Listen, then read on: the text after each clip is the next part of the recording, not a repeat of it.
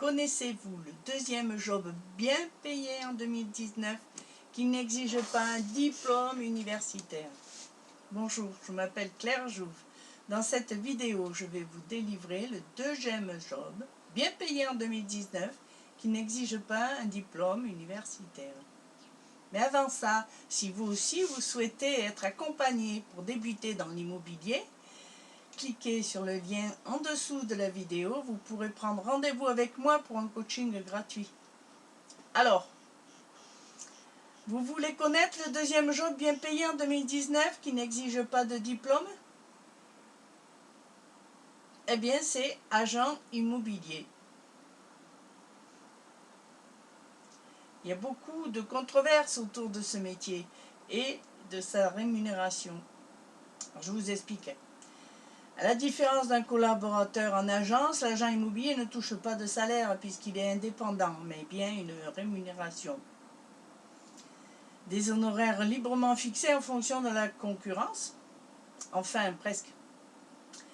La rémunération des agents immobiliers est encadrée par la loi Hoguet qui distingue les activités de vente et de location immobilière.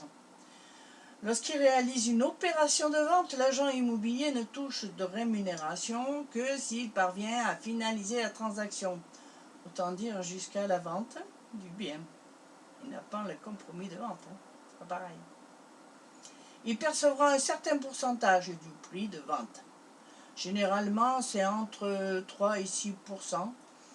Par contre, pour les biens à faible prix, il y aura un forfait qui sera appliqué, tandis que pour les montants plus élevés, le taux sera dégressif. Ce taux doit être indiqué et détaillé de manière visible et lisible pour la clientèle.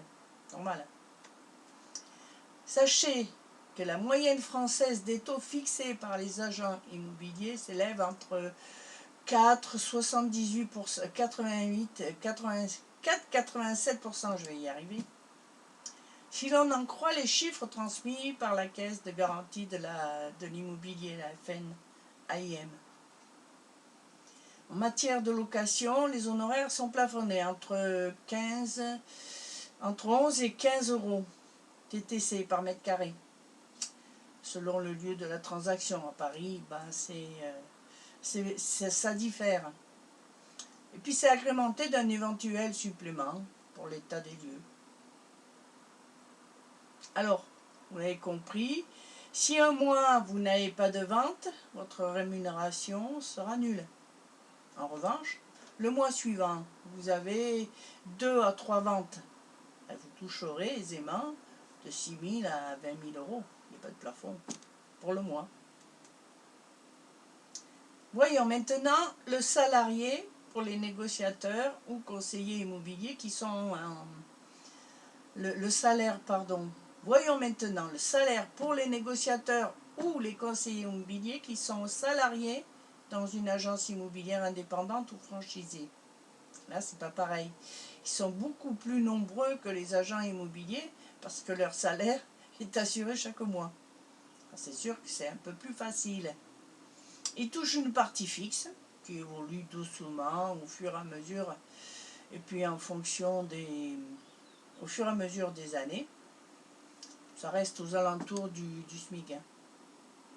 Plus une commission pour chaque vente réalisée. Là aussi s'applique un pourcentage qui diffère d'une agence à l'autre. Les agences ne sont plus plafonnées par l'État depuis près de 30 ans. En général, le pourcentage s'élève entre 25 et 45% de la rémunération perçue par l'agence. Différent. Donc, pour le négociateur immobilier, le salaire moyen est de 51 000 euros brut par an. On peut faire plus.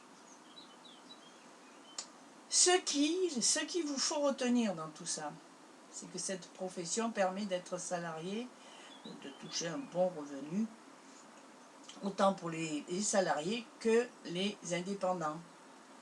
Les indépendants avec tous les avantages que ça a, puisqu'on est indépendant, donc on fait un peu comme on veut. La rémunération, dans les deux cas, n'est pas négligeable. Et elle se place en deuxième position des jobs bien payés en 2019, qui n'exigent pas un diplôme universitaire. Voilà. Donc si vous aussi, vous voulez vraiment tirer profit d'une bonne rémunération en faisant le bon choix de devenir négociateur ou agent immobilier, réservez votre place pour un coaching gratuit. Au revoir.